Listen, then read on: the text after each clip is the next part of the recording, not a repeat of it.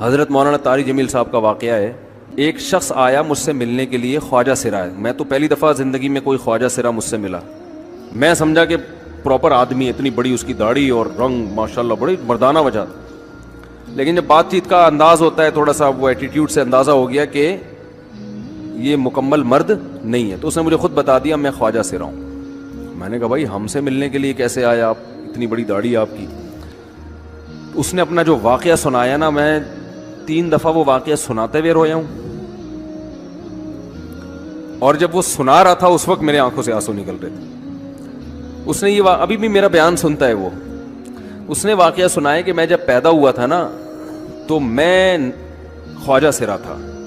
گھر میں ایسا بچہ پیدا ہو جائے والدین کی طرف سے عزت نہیں ملتی. جب 10-12 سال کا ہوا تو نہ بھائی مجھے عزت دے رہا ہے اور نہ میرا والد مجھے عزت دے رہا ہے. میں بھائی کے ساتھ کہتا ہوں مجھے باہر لے کے جاؤ تو وہ کہتے ہیں لوگ میرا مذاق اڑائیں گے تمہیں دیکھ کے. ظاہر ہے اس کی حرکتیں تھوڑی زنانہ لڑکیوں والی حرکتیں ہوتی ہیں. اور والد بھی کہیں محفلوں میں نہیں لے کے جا رہے, ایک مذاق اڑایا جاتا ہے. کہنے ایک دفعہ میں کہیں گزر رہا تھا تو یہ جو ہوتے ہیں نا خواجہ سراؤں کی پوری ایک جماعت تھی, انہوں نے مجھے پہچان لیا, دیکھا اتنا اچھا. اس وقت نہ اس کی داڑھی اور یعنی اس میں خواتین والی ہی علامتیں تھیں زیادہ. تو انہوں نے مجھے کہہ رہے اتنی عزت دی, کھانا کھلایا اور اپنے گرو کے پاس لے کر گئے. اور گرو نے کہا کہ تم ہمارے ایجنٹ بن جاؤ, ہم تمہیں پھر ڈانس ماس کروائیں گے, آدھے تمہارے آدھے ہمارے, جو بھی اس کا سیٹ. کہہ رہے مجھے پہلی دفعہ کہیں عزت ملی. تو لیکن میرے ابا کو پتہ چل گیا تو ابا نے لا کے طبیعت سے کوٹ دیا, ٹھیک ہے نا, کہ دوبارہ ان میں نہیں بیٹھنا. ٹھیک ہے ہم نے توبہ کر لی, بھائی یہ برے لوگ ہیں, ڈانس ماس اچھی چیز نہیں ہے, ٹھیک ہے. تو اب کیا ہوا, کہتے ہیں کہ پھر جو ہے نا کچھ دنوں میں کہیں کسی سے جھگڑا میرا ہوا کسی بات پہ, تو اس نے انتقام لینے کے لیے شکایت لگا دی ابا کو کہ یہ دوبارہ ان کے پاس گیا, حالانکہ وہ جھوٹی شکایت تھی. اب ابا کو لگا کہ یہ صحیح کہہ رہا ہے جس نے شکایت لگائی ہے, کیونکہ شبہ تو تھا نا ابا کو دوبارہ جائے گا. ابا نے پھر مارا. تو کہہ رہے ہیں میں بول رہا ہوں کہ میں نے یہ کام نہیں کیا, میں نہیں جا رہا ان کے پاس, میں نہ ناچ گانا سیکھ رہا ہوں, کچھ بھی نہیں. لیکن ابا نے اس کی باتوں میں آ کے انکوائری نہیں کی ہوگی پوری, وہ سمجھے ہوں گے کہ بھئی ایسا ہی ہے. تو ابا نے پھر کٹائی لگائی. تو اس کے دل میں منفی جذبات پیدا ہو گئے اور یہ گھر سے بھاگ گیا کہ بھئی مجھے ویسے تو عزت نہ یہاں مل رہی ہے اور میں ذلت برداشت بھی کر رہا ہوں تو بھی. کہہ رہے میں وہاں چلا گیا. تو جب میں وہاں گیا ہوں نا خواجہ سراؤں کے ہاں, تو وہی گرو اور ڈانس, اور پھر اس نے مشہور کچھ ایکٹروں کے نام بتائے جن کے ساتھ ہم ڈانس کرتے تھے, اور پیسے آنا شروع ہو گئے, آدھے گرو کی جیب میں آدھے ہماری, اور ہٹو بچوں. لیکن ظاہر ہے یہ کوئی عزت دار راستہ تو نہیں ہے نا. کہہ رہے ہیں کہیں سے تبلیغی جماعت میں حضرت مولانا طارق جمیل صاحب آ گئے. انہوں نے اجازت مانگی, ہمارے گرو کو پیغام بھیجا بھائی مجھے ایک دفعہ یہاں آ کے دعوت دینے دو. اس نے اجازت دے دی, آ جاؤ بھائی. بیان کیا, ان کو سمجھایا بھائی یہ زندگی نہیں ہے, اللہ کی سیروزے کے لیے بہرحال ترغیب دی. کہہ رہے ہیں میں تیار ہو گیا, باقی لوگ تیار نہیں ہوئے, میں تیار ہو گیا. کہہ رہے میں نے گرو سے اجازت لی, اس نے کہا جاؤ لگا لو سیروزہ. تو کہتا ہے کہ جب میں حضرت کے گھر پہ گیا ہوں نا تو حضرت پہلے سے دروازہ کھول کے ایسے انہوں نے دونوں بازو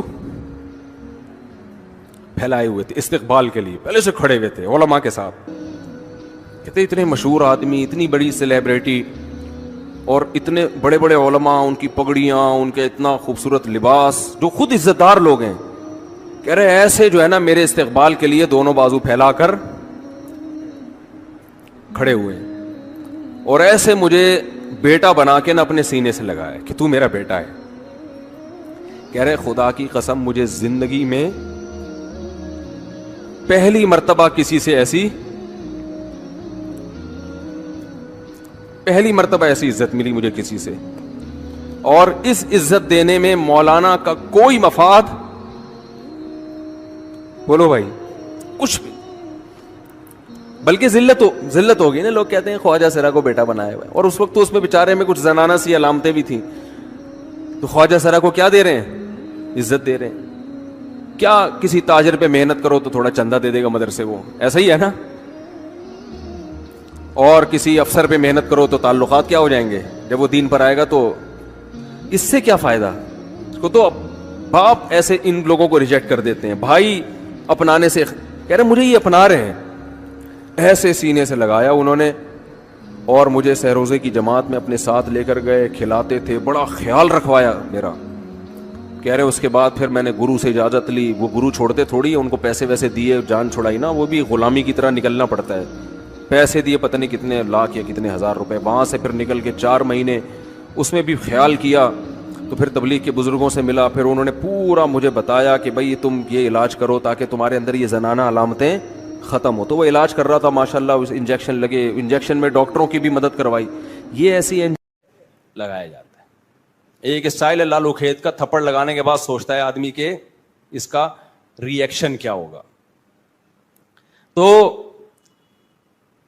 تو مشرک کیا کرتا ہے, الفاظ کے بکھیڑوں میں الجھاتا ہے. آپ یہ آج کل یہ منجن بہت بک رہا ہے, بہت زیادہ بک رہا ہے یہ منجن. وہی میں بار بار کہتا ہوں نا, فرقہ واریت کے خلاف. میں کس کے خلاف ہوں؟ فرقہ واریت کے خلاف.